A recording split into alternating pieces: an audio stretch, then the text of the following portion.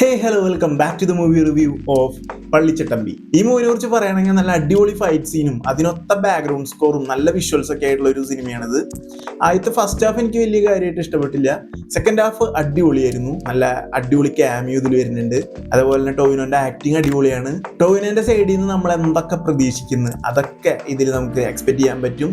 അതേപോലെ തന്നെ ടോവിനോന്റെ ഇതിലൊരു ഗെറ്റപ്പ് എന്ന് പറഞ്ഞാൽ നമ്മുടെ മമ്മൂട്ടിയുടെ പഴയ പടല്ലി മറവത്തൂർ കനവ് ആ മൂവിയുടെ മമ്മൂട്ടിയുടെ ഒരു ഗെറ്റപ്പ് ഇല്ലേ, ആ ഒരു സ്റ്റൈലാണ് പിടിച്ചിരിക്കുന്നത്. ഒരു ചട്ടമ്പി ലുക്ക്. ഫസ്റ്റ് ഹാഫ് കഴിഞ്ഞ് സെക്കൻഡ് ഹാഫ് സ്റ്റാർട്ട് ചെയ്യണത് തൊട്ട് അടിപൊളിയാണ്. പിന്നെ അങ്ങോട്ട് ചാർജ് ആവും. പിന്നെ ഒരു അൺഎക്സ്പെക്റ്റഡ് ക്യാമിയോ ഉണ്ട്.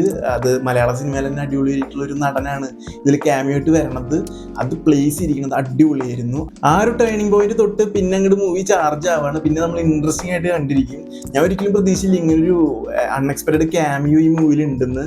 അതും മലയാളത്തിൽ തന്നെ നല്ലൊരു നടനെ തന്നെ ഇവിടെ പ്ലേസ് ചെയ്തിട്ടുണ്ടെന്ന് ഞാൻ ഒരിക്കലും പ്രതീക്ഷിച്ചില്ല. നമ്മളിങ്ങനെ എക്സ്പെക്ട് ചെയ്യാണ്ട് മൂവി കണ്ടുകൊണ്ടിരിക്കുമ്പോൾ പെട്ടെന്ന് ആ ഒരു ക്യാരക്ടറിനെ ഇൻട്രൊഡ്യൂസ് ചെയ്യുമ്പോൾ സത്യം പറഞ്ഞാൽ സർപ്രൈസ് ആയിപ്പോയി. ഞാൻ ഈ മൂവി കാലത്താണ്, മോർണിംഗ് തന്നെയാണ് പോയി കണ്ടത്. അപ്പോൾ അതുവരെ സ്പോയിലേഴ്സ് ഒന്നും വന്നിട്ടില്ല. അപ്പോൾ നമുക്കങ്ങനെ എക്സ്പെക്ട് ചെയ്യാണ്ട് ആ ഒരു ക്യാരക്ടറിനെ നമ്മൾ കണ്ടപ്പോൾ ആ ഒരു ക്യാരക്ടറിൻ്റെ ആ ഒരു വില്ലനിസം, ആളുടെ ഒരു ആക്ടിങ്, ആളെ പ്ലേസ് ചെയ്തിരിക്കുന്നത് BGM, നമുക്ക് ശരിക്കും ഒരു അടിപൊളി വില്ലനെ, ടൊവിനോ തോമസിന് ഒരു പറ്റിയൊരു ഓപ്പോസിറ്റ് വില്ലനെ കൊണ്ടുവന്നിരിക്കുകയാണ് ഈ മൂവിയിൽ. ആ ഒരു കാസ്റ്റിംഗ് എന്തായാലും അടിപൊളി. അത് കൂടുന്നതുകൊണ്ട് ഈ മൂവി സത്യം പറഞ്ഞാൽ നല്ല രീതിയിൽ ഇൻട്രസ്റ്റിംഗ് ആയിട്ട് തോന്നി. സ്ക്രീൻ സ്പേസ് കൂടുതലും ടൊവിനോയ്ക്ക് തന്നെയാണ്. ടൊവിനോയാണ് മെയിനായിട്ട് ഈ മൂവി കൊണ്ടുപോകുന്നത്.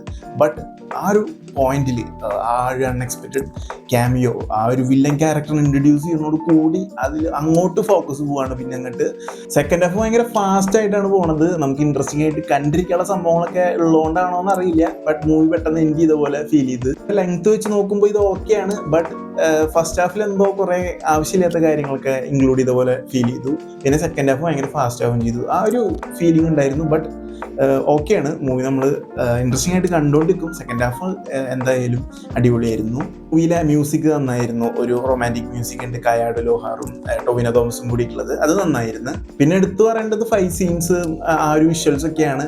ഫൈറ്റ് സീൻസ് ഒക്കെ എടുത്തു വെച്ചിരിക്കുന്നത് അടിപൊളിയായിട്ടാണ്. ക്യാമറയുടെ ടെക്നിക്കൊക്കെ അടിപൊളിയായിരുന്നു. അതേപോലെ തന്നെ ബാക്ക്ഗ്രൗണ്ട് മ്യൂസിക്കും അതൊക്കെ കിടിലായിരുന്നു. നമ്മൾ ഇൻട്രസ്റ്റിംഗ് ആയിട്ട് കണ്ടിരുത്താനുള്ള പരിപാടി, എഡിറ്റിംഗ്, സിനിമാറ്റോഗ്രാഫി, ഡയറക്ഷൻ, റൈറ്റിംഗ് ഒക്കെ അടിപൊളിയായിരുന്നു. പിന്നെ ഈ മൂവിയുടെ ഒരു തീമിനെ കുറിച്ച് പറയാ വെച്ച് കഴിഞ്ഞാൽ നല്ലൊരു മെസ്സേജ് ഉണ്ട് ഇതിൽ നിന്ന്.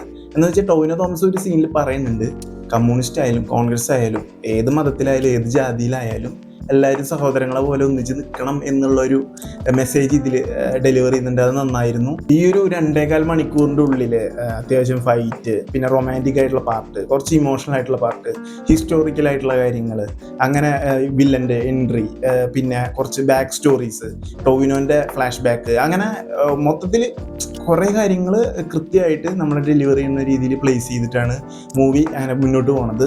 മെയിൻ വില്ലൻ്റെ ക്യാരക്ടറിന് സ്ക്രീൻ പ്രസൻസ് കുറഞ്ഞു പോയോ എന്നൊരു തോന്നല്, കുറച്ചും കൂടി അധികം ആഡ് ചെയ്യായിരുന്നു. എന്തായാലും ചിലപ്പോൾ സെക്കൻഡ് പാർട്ടിലേക്ക് ഒരു ലീഡ് കൊടുക്കുന്ന പോലെ മൂവി എൻഡ് ചെയ്തിരിക്കുന്നത് ചിലപ്പോൾ സെക്കൻഡ് പാർട്ടിൽ കൂടുതലായിട്ട് കാണിക്കാൻ വേണ്ടിയിട്ടായിരിക്കുമോ എന്നുള്ളത് അറിയില്ല. എന്തായാലും കൺഫേം അല്ല. ടൈറ്റിലും കാര്യങ്ങളൊന്നും അങ്ങനെ സെക്കൻഡ് പാർട്ടിലേക്ക് ലീഡായിട്ട് എഴുതി കാണിച്ചിട്ടില്ല.